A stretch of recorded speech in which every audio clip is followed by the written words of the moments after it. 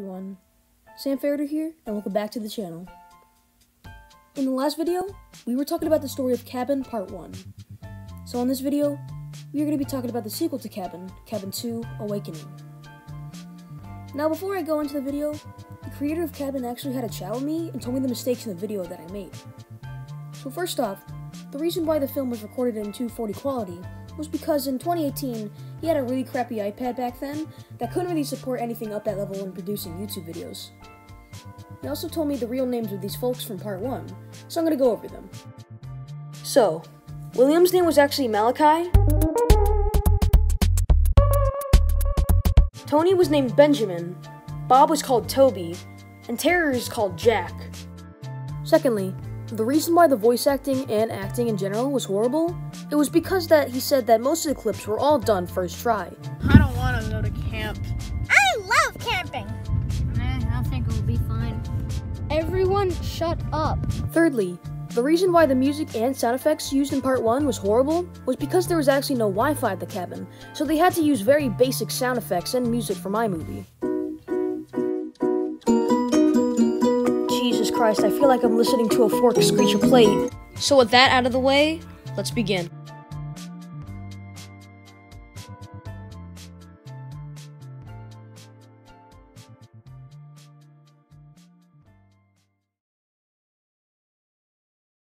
Cabin 2 Awakening was uploaded on November 5th of 2018.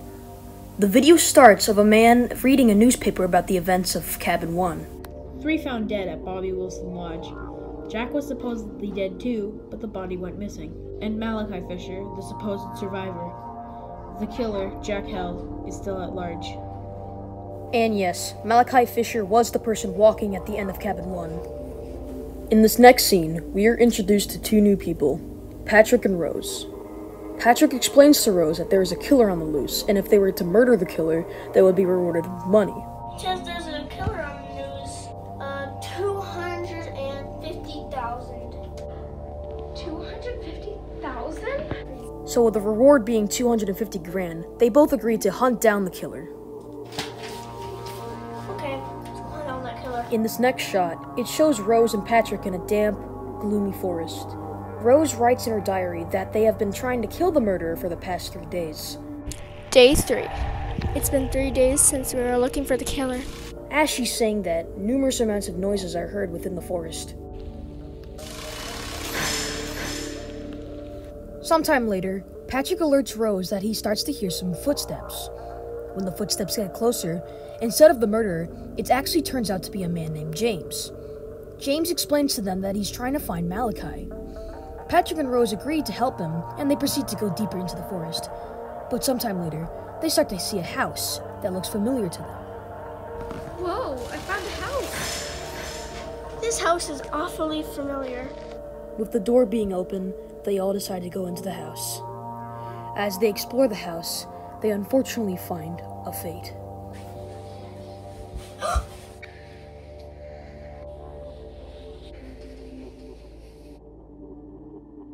When Patrick takes a closer look at the dead corpse, it turns out to actually be Benjamin from Cabin 1. When Rose asks who that is, he says his brother. It's Benjamin. My brother. They are immediately attacked by the killer, leaving them to hide in separate rooms. As Patrick explores his room, he finds an extremely sharp machete. After he grabs it, Rose makes a scream.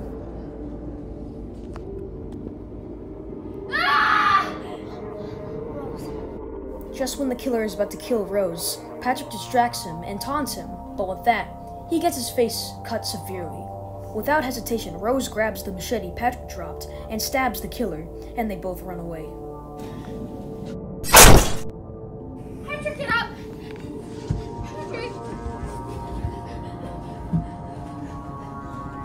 It doesn't even matter how fast they ran, because they are immediately greeted with the killer spraying some kind of smoke at them. The smoke is so powerful that Rose literally passes out. After she passes out, the killer grabs a spoon and literally scoops Patrick's eye out, presuming to his death. After Rose wakes up, she quickly notices Patrick's fate, leaving her to run out to the forest. Concluding Cabin 2 Awakening.